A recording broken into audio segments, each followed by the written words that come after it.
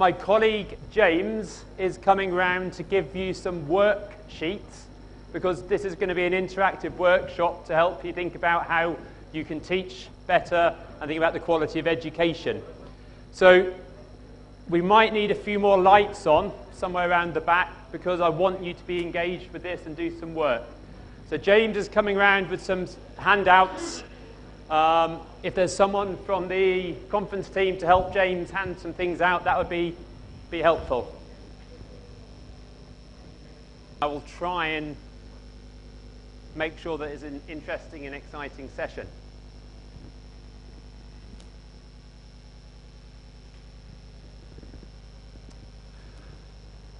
Okay, before I start, I just want to get a feeling of who I'm talking to, who's in the audience. So can you just raise your hand if you're a school principal? Okay, can you raise your hand if you're a school owner or an investor?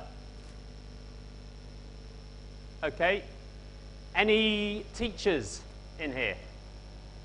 Okay, brilliant. Any science teachers? Any physics teachers? Physics? No?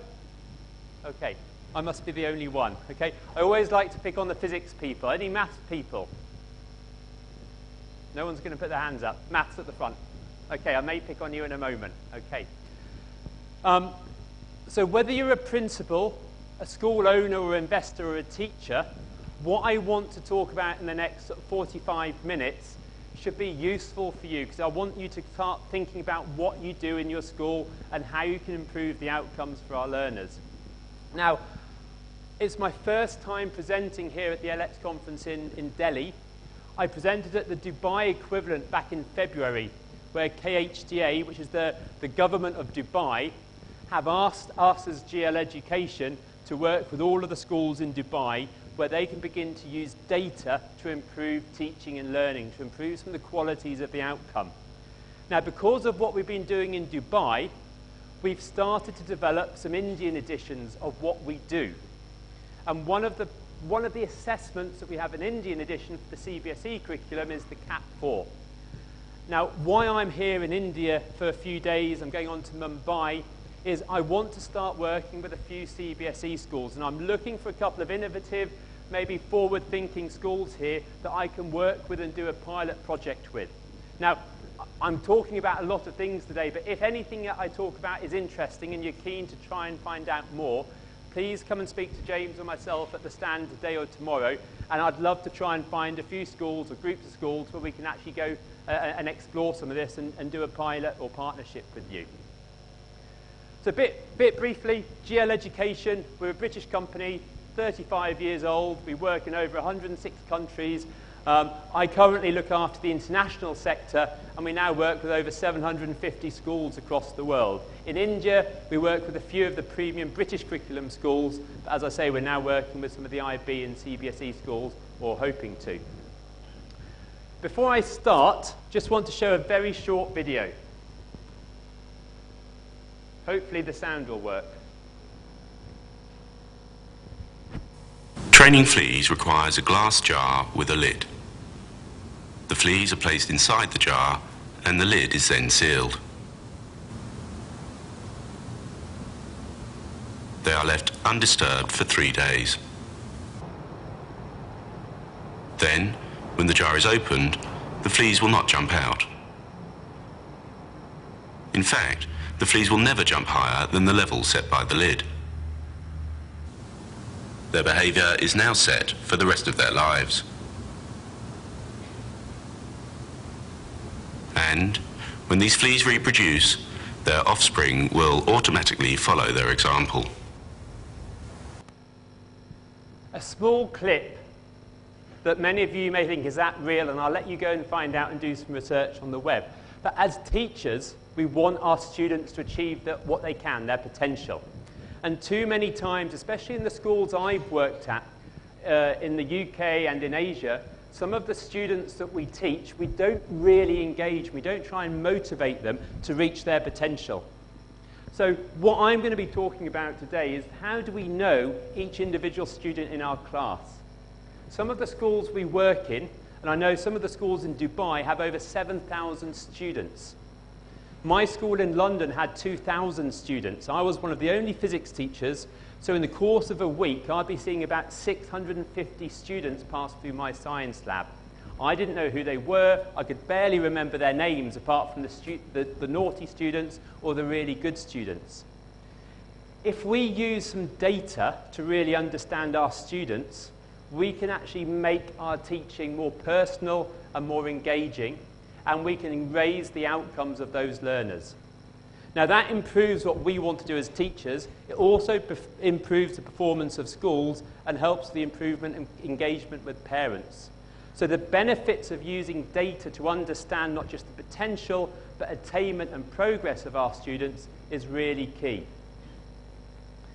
Now, as a teacher, we all learn pedagogy. Some of it maybe a long time ago when we were at university. And I often ask, what makes the biggest impact in the classroom? You will know it's a trick question. Because quite often, we all think about teaching styles, etc., and etc. The research that we've talked about now, feedback, is the thing that makes the biggest impact in a child's attainment. And that's not just me saying that. We have the Education Endowment Foundation. You've got John Hattie, Dylan Williams, some of the big educationalists in the country here, Australia, New Zealand, and the UK and America, are all talking about feedback, metacognition, parental engagement. And that's what data can support you with. So when we're talking about assessment and data, I'm not talking about your end-of-year maths test. I'm thinking about what you can do to try and really improve the quality of teaching. Now, I can email you these slides because there's some bits of links in here that you can use and go and do some research yourself. 45 minutes isn't long enough to do a really in-depth workshop. In Mumbai on Tuesday at the Bombay Cambridge School, I'm doing a workshop for a couple of hours, similar slides, but we'll spend a lot more time going through some of the activities and some of the data. So if anyone's interested, if anyone's from Mumbai, please come and have a chat, and I'll see if we've got some space at the workshop on Tuesday. Otherwise, please email me or have a chat with James later, and we can email you the slides. Education Foundation Toolkit, really have a look at that. It's a UK research base that's saying what impacts schools at the lowest cost per pupil. Feedback, metacognition are the two premium ones. That's what I'm going to be focusing on today. So GL, we have a range of assessments. We measure students' potential, we measure students' attainment, their progress, and their barriers to learning. All of these fit together to really understand what we can do in the classroom and how a child's learn. And what we call it the whole school approach, the whole pupil approach. I'm going to focus mainly today on Cat 4. So in a school, how should you use data? So let's start from senior management teams. So you as a principal want to know how good your school is. You want to know how effective your school is. You want to be able to tell your governors, your investors, your parents of how good you are and what achievements you've got. You can only do that with good data. You can only do good self-evaluation if you have good, robust, reliable data. As a head of year, or head of science, or head of maths, you want to know how your students are progressing. How are your teachers teaching some of the content? What can you do to support the quality of teaching using robust, reliable, valid data? Classroom teacher. I have 35 students in my maths class.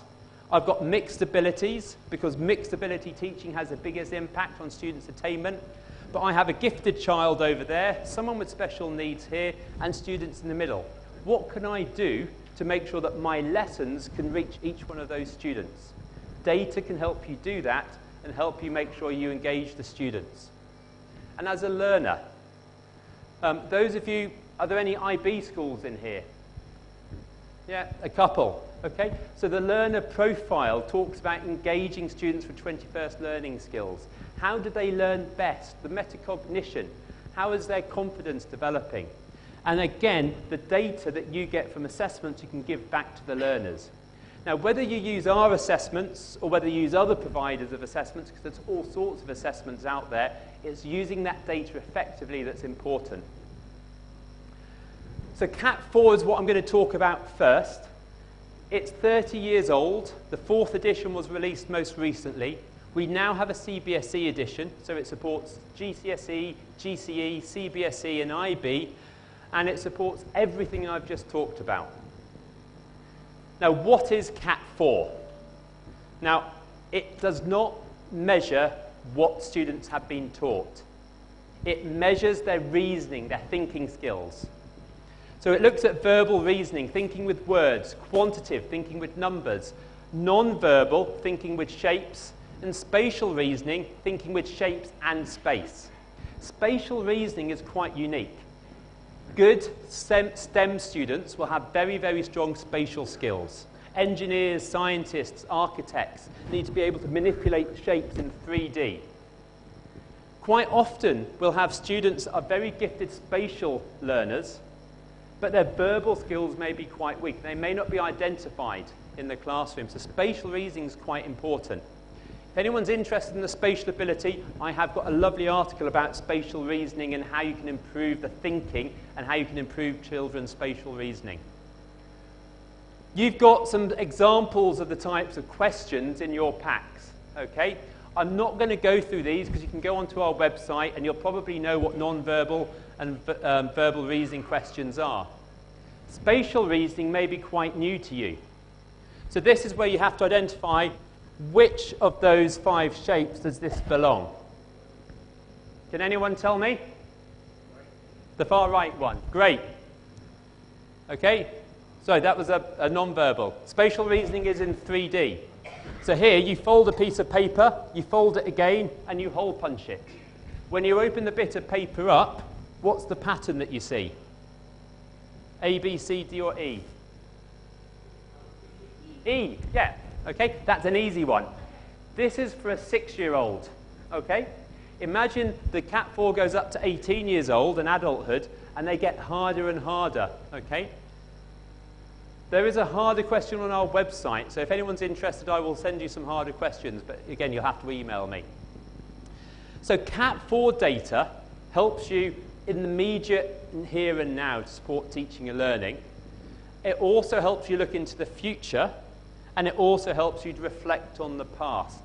So the assessment that you use can help you not just with the here and now, but help you evaluate how well the school has been. Now, where's my maths friend? Okay, statistics. Okay, we all hate statistics. Even as a physics teacher, I hate statistics. You need to know for the rest of the session, the standard age score of 100 is average. So all of our assessments are standardized on a wide range of students, thousands and thousands of students, and we can identify that a student who's 12 years old that scores a standard age score of 100 is average. A 15-year-old that gets a score of 100 is average for a 15-year-old. Okay? So you have to remember that in the next few minutes. The highest number on the scale is 141.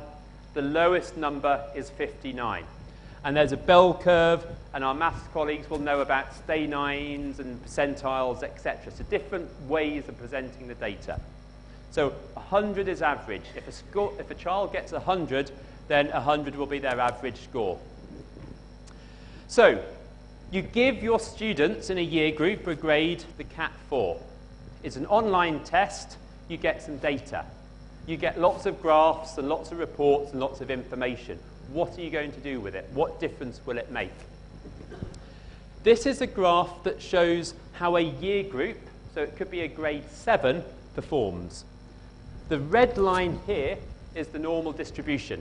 You'll see there's a peak at 100 because 100 is average. Most students are average. The different color bars represent the 4 batteries of the Cat 4, verbal, non-verbal, quantitative, and spatial. So you can see here, at the very right side, where we've got the green, the purple, and the dark blue, we have got a greater percentage of students in our year group than what the red line is. What does this tell me? This tells me that my year group is actually very able. I have a much higher percentage of students that are very, very high ability, non-verbal, spatial and quantitative reasoning than average. Brilliant. I'm going to get some good exam results in 2 or 3 years' time when they get through to the end of their cohort. But it also tells me I've got above average students with average verbal reasoning. Okay, so rather than having students that are very gifted in spatial and non-verbal, my students are fairly peaked around the middle. It allows me as a head of year, as a principal, to kind of get a snapshot and a feel of what my cohort will be like. If this was a grade 8 year, it gives me a kind of a warning sign of what their CBSE or their GCSE results would be like in 2 years' time. So the kind of questions that I would be asking in a workshop, and I'm not going to do this one with you because it's fairly easy and I'm going to tell you the answer, is what does this mean? If I was a head teacher, a head of year, what would I be asking questions about? Now again, you can see here I've got very high percentages of spatial. So spatial is the dark purple. I've got more high able spatial students than anything else. My students are very sort of grouped around the average for verbal, and I've got probably some students at the lower end of average for verbal reasoning. Now, I would be expecting some very good science and maths results from this cohort because they've got good spatial reasoning. The one thing that may be preventing them from achieving that could be their verbal skills, their verbal reasoning.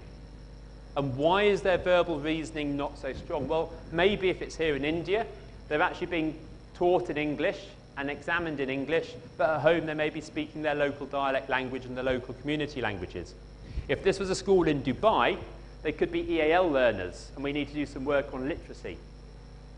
So if this was my school, strategies I would put in place here, firstly, I would be focusing on literacy.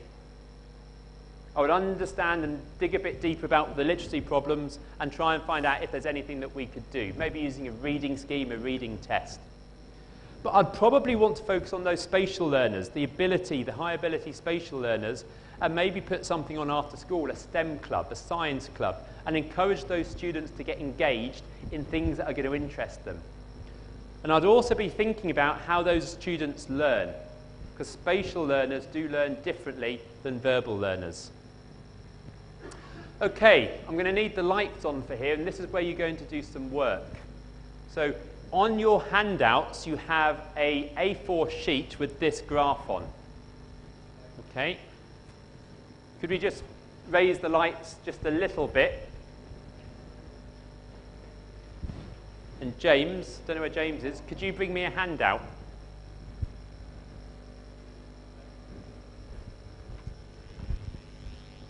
Is there a spare hand? Oh, there's one. I'll borrow this. Okay. So this is an example of the data that you would get from your students. And if you look across the top, you'll see the 4 batteries: verbal, quantitative, spatial, and non-verbal. And you'll see the student names, and you'll see lots of information. So let me just give you an example of what some of this data means. We'll look at the first student, Sarah. For the verbal reasoning, she scored 130 SAS. Okay? And her group ranking was number 1. Is 130 good? Yes, because 100 is average, 141 is top. So she's in the top 8th or 9th, stay 9, which is very high. Quantitative, 120, non-verbal, 119, spatial, 126. So generally, she's quite an able student. And if you look at the far right-hand column, she's ranked number 1 in the group. GR means group rank. So on average, she's probably your most able student in the class. Now, one thing I haven't mentioned is that the CAT 4 data, even though it's not linked to curriculum content, has a very direct correlation between academic outcomes. So every year, we look at thousands and thousands of students' CAT data and their exam data, and there's a close correlation. Again, there's a mathematician down here who can answer any statistical questions you have, or email me and I can send you the technical information that talks about all the reliability figures. So this helps to identify students that should be achieving good exam grades later on. And it actually gives you some target grades that you can use to set targets for students. Coming back into the pedagogy, setting targets and feedback is one of those things that we should be doing in schools to really help students take ownership of their learning. So some questions. What can you do with this data? In a longer workshop, and the reason I've given you these slides and the handouts is because I want you to go away and have a think about this yourself. And hopefully you'll come back and email me some questions and say, I want to do this with my grade 7s or my grade 8s. And then we can actually show you what it means with your own students. So identify gifted and talented students. Identify special needs students. Identify language students where language may be a barrier. Have any students not attempted all questions? Do you have any STEM biased students? All of that you can get out of this data. Now I'm just going to pick on one, okay? Identify students that language may be a barrier. Can you have a look at the data, and can anyone identify a student on here where their language skills, their literacy, may be a barrier to their learning? Which one? Okay, Joe, yeah. Zainab, yeah. Okay, and Lara. So there's quite a few. Let me just pull out one, and I'll pull out Jenny Coyle. She's third from the top, so she's easier to find. So her verbal reasoning is 101. Okay, average. Quantitative, 118, above average. Non-verbal, 116, above average. Spatial, 131, ranked number 1 in the class, very high. Now that Jenny could be a student, and I hate to say it and I'm not being sexist, but a typical girl in my science classes that would sit there and not be engaged because her verbal skills are quite weak, and she's that nice, quiet girl. She never excels, never asks questions. Science is all about diagrams and experiments and mind maps, okay? But I teach, traditionally, in a very verbal, text-heavy way. So she may become disengaged. With this information, I can be thinking, well, is she achieving what she should be doing? What can I do to help her achieve better? And you can see those other questions on there. If you start looking through that data, you should be able to identify some of those other students. And some of those questions get harder because I want you to look at things like how many questions have they not answered? If a student hasn't answered all the questions on the CAT 4, there's probably a special needs issue because it is a time question, time test. So if they don't get through to the end of it, maybe they've got a memory recall function problem or all sorts of things that we can be looking at. So verbal and spatial skills that we measure are two of the extreme ways of learning. And one of the ways that we present the data is in a graph that looks at spatial and verbal. So this is the lowest end of the scale. So this is 69 here and going up to 141 at the top. Okay? These numbers on the other axes are stanines. Okay? Another way of presenting the data. Most students are average, so you'll see most students clustered around the middle. But you'll see some students right at the top. They would be our gifted and talented students, probably. And these down here may be our special needs. The students that are really interesting are the ones that have either in the dark blue or the orange, because they've got the most extreme bias, a bit like Jenny. So Jenny would appear in the purple, extreme spatial bias. Now, as a classroom teacher, if I knew how my students performed and how they fitted onto this table, I could start thinking how I differentiate in the classroom. What can I do to make that learning better for those students? How can I personalise and differentiate what we do? Now imagine that as a teacher, the kind of things that you could be doing and thinking about. Now, who's a chemistry teacher? No chemists, no physics. Okay, India's got a problem with their science, technology, engineering and maths policies. Okay, we need some more science teachers. Who remembers chemistry as a student? Yeah? Who hated it? Yeah, I hated it. The blast furnace, okay, is one of the hardest lessons, I think, in chemistry. This shows two different ways of teaching it. On the left, a comprehension exercise. On the right, a flow diagram. It's the same lesson, the same content presented differently. Who prefers the left-hand side? The verbal. Yeah? Who prefers the spatial?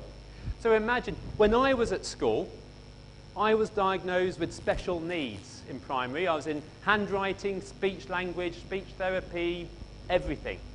Because my primary school was teaching me very much on the verbal bias. That was what we had to do. I remember my history teacher just making us write and write and write. So none of the teachers could identify myself as having some sort of ability. Got to high school, my science, my geography teachers started teaching in different ways. Mind maps, diagrams, getting me to think sort of visually. And all of a sudden I was identified, oh, actually this guy isn't as stupid after all. And I began to excel in science and maths, studied physics at Nottingham, was a physics teacher, but because my teachers were teaching me differently. So you can begin to start identifying students that you probably teach that you're overlooking their ability because we haven't identified they've got their different strengths.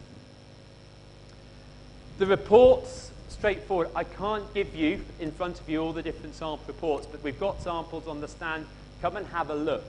We give information that the teachers can take away and do something with there and then. If you have a newly qualified teacher, they don't know how to differentiate, we'll give them some tips and techniques of how they can do that. Target grades. I mentioned that earlier. Now, setting target grades is really important, and it's something that's quite new. In Dubai, I'm working with all the GEM schools, and I've recently done a 2-day workshop with the Indian curriculum GEM schools over in Dubai. And target setting is one thing that we're trying to encourage and trying to get the teachers to work on. So CAP 4 gives you a probability graph. So it's helping you identify that students will have different probabilities of getting different grades. So I know it's quite hard to read on here, but you've got a bigger handout, and it will give a 39% chance of a student getting a grade C in their physics. But if they work harder, there's a 34% chance they can get a grade A. If you sit down with a student and you talk about some of this data with them, you start using some of the methodology that John Hattie talks about in getting the students to own their target grades, getting students to own what they're doing in the classroom. And that's quite powerful. So that's another factor that you can be doing with the CAT data. Parents. Remember that graph earlier on, engagement with parents? When you have parents' evenings, how do you share what you're doing in the school with parents? How do you share how the parents can support the students at home with their homework? Again, you can use the CAT data to engage parents. We are an innovative school. We're using cognitive abilities to differentiate and personalise how we teach. When your child is at home struggling with homework, have a look at this report. What can you do to help them with some of their more challenging topics? For example, if you have a verbal biased learner and they're struggling in maths, get them to think about the maths problem in words, okay, rather than in numbers. So there's different tools and techniques that we can give you and talk about to help you with some of those. So that's looking at the potential part of that assessment cycle. How many of you in here do end-of-year maths and science tests? And yeah, all your students end-of-year maths, English, science tests? Yes? How many use Checkpoint if you're a Cambridge school? ASIT? ACER? Yeah, all of those tests are very similar to what we do, what we call the progress test series. And so I'm not going to talk about those, but again, with our progress test series, 100 is average for a child of that age. And then because we always use 100, you can actually measure whether the students have made progress on a year-by-year basis. So here, for example, those pink dots above that white line, those students, in their first administration of the progress tests, scored about 100, and if you look at the first pink dot, about 95. In the second time, so a year later, they scored 110. So they moved from just below average to above average. So their progress is quite good. We can talk about progress in another conversation, but one of the activities that I would be doing with schools is actually, how do you measure progress? How do you know what good progress is? But more importantly, how do you know that the attainment that the students are achieving at the end of the year is what they're capable of? If you combine your CAT data with some of your attainment data, whether it's from ASSET, Checkpoint, ACER, you can begin to look at some of that correlation.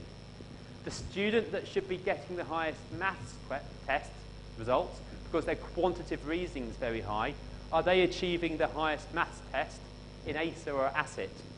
If they're not, there's something going on. Maybe they're not achieving their potential. So you can begin to identify some of those issues.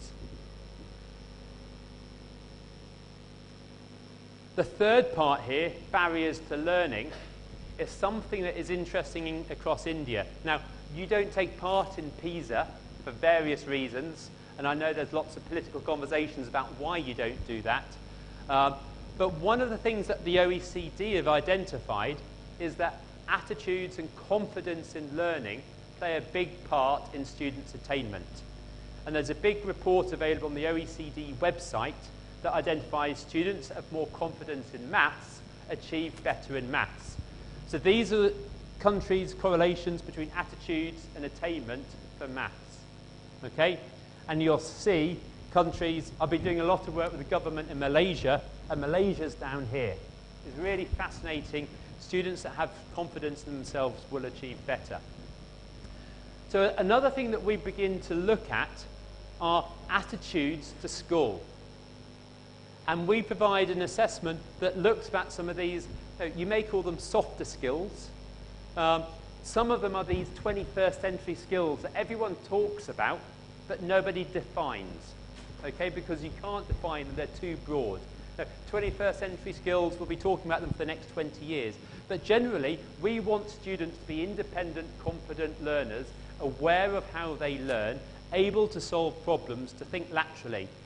Now, PASS, our attitudinal survey, helps about perceived learning capability, confidence in learning, work ethic.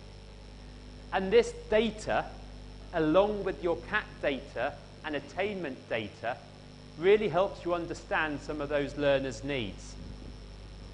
Again, the reports, I'm not going to go into detail, but I'm going to show you some of the graphs that you'll get, and you can begin to look at how different cohorts, year groups, perform against different attitudinal factors, even down to the individual level. So Jenny Coyle, we spoke about earlier, because she was very spatially biased, but quite weak verbally, may not have confidence in learning.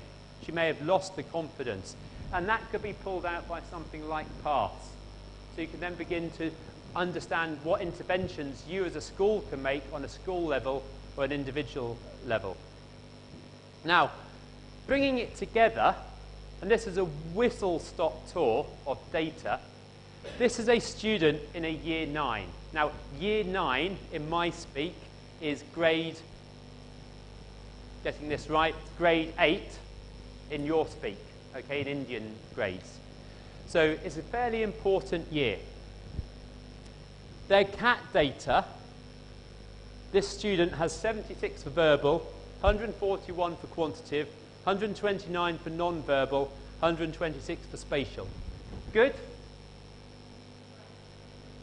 Well, generally, quite an able student, yeah? 141's top. Verbal's weak, yeah? These are the attainment tests that we have. So PT is English, 89, science 100, maths 120. Okay, so maths is 120, good. Science is average. English is 89, below average.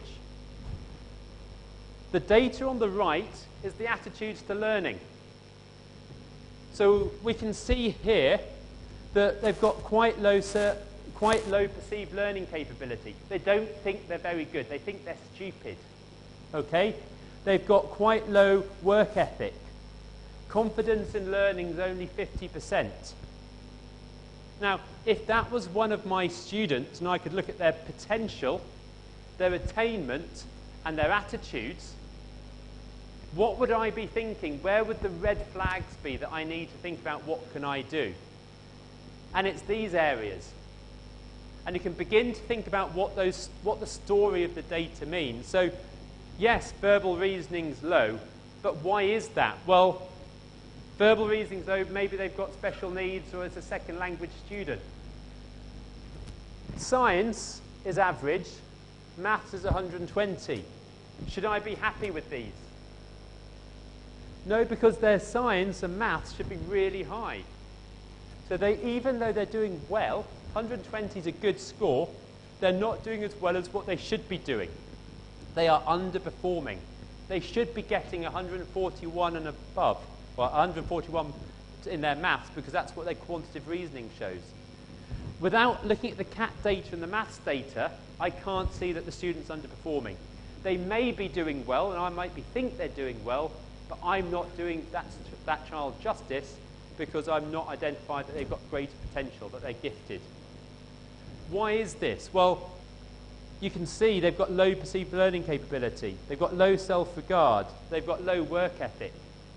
So as a teacher, I can begin to think, what can I do to support that learner improve their perceived learning capability? And it may be in this student's case, you go and do some literacy work. You help their verbal skills so they can engage in a classroom. You can help them make sure that they can understand what's going on in their maths, English or science lessons.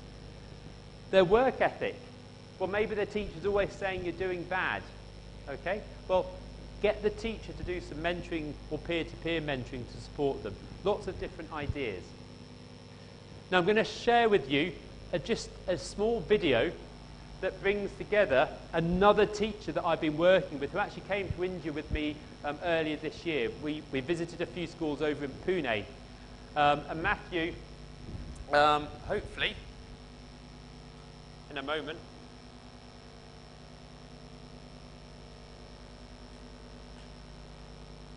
will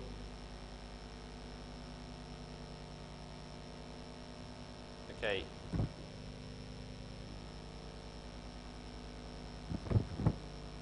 Okay, here we are. Thank you. Just a short video from Matthew.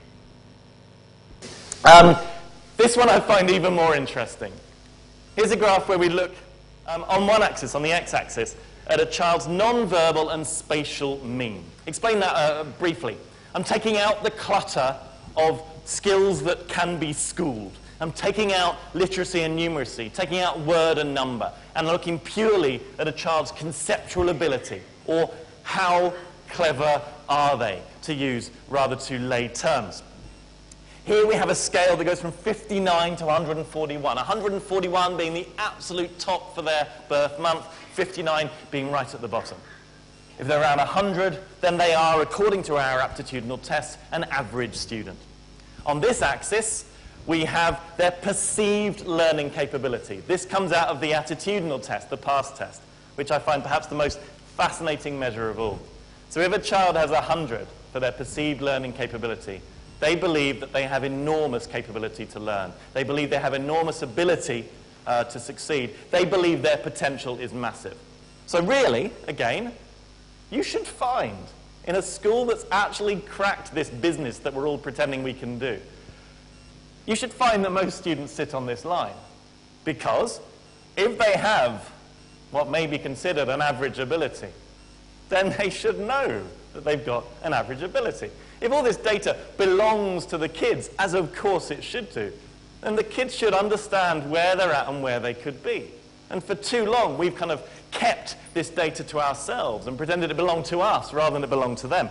And look at where our data sits here. I find this both fascinating and sad. The majority of our students believe that they are really not very able. But all the data we have shows us that our students are exceptionally able. I don't think I've ever worked in a school where conceptually the students are quite as strong as they are at Bromsgrove. I want to talk to you about this student here. This student here is a very sad story. This student is called Johnny. Johnny wouldn't mind me sharing his name. Johnny joined our school, I think, when he was 7 or 8 years old. He left our school last year, at the end of year 13. I joined the school a year and a half ago, just as he was beginning his final year of formal education. The whole school community, Johnny's parents, Johnny's teachers, had decided that Johnny wasn't very good. Johnny was a silly, naughty little boy. Johnny had no real potential. Around the age of 12 or 13, it was obvious to everyone that he couldn't really achieve anything much. He was a very weak boy indeed. He never behaved so badly that he got thrown out of school. People tolerated him. And as he got to sort of 15 or 16, he started to calm down a bit. So the school indulged him. The school even let him go on beyond 16 to do his A-levels. But obviously, because he's only Johnny, they only allowed him to do one A-level. And he did an A-level in art, and that was all. And at the end of year 13, he got a C grade, I think it was, in art A-level, and he went off to study animation. So in some ways, it's a success story. He stayed at school, formal education, until 18 years old, and he went off to college. But actually, his aptitudinal data shows us that Johnny was the single most able student in the entire school. His verbal ability was low. The school had never realized that this was a child with meteoric potential. He just needed to be helped to acquire his English. And so the system failed him. And why did the system fail him? Because we had no data to back it up. So that's Matthew Savage. So he was teaching in Thailand, and he's now over in Jordan. He is quite an inspiration, and spending 5 days traveling around India with him, including a 12-hour taxi ride from Mumbai to Nashik and then to Pune.